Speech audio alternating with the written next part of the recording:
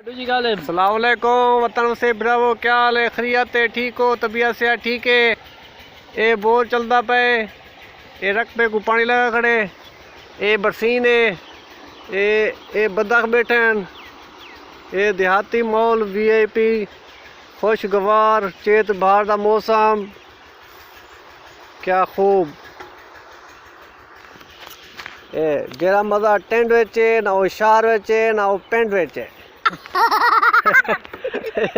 ये मेरी फातिमा, ये मेरी गुड़िया यास्मीन, सफिया यास्मीन, ये सऊद अहमद खान पानी लई वदे कहीं चई खड़े, ये पानी लगा वदे, ये ना रकबे को लगा पे, ये पक्की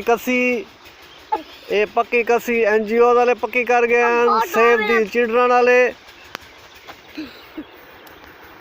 ये सार सब्जा बेहतरीन। खुश रहो।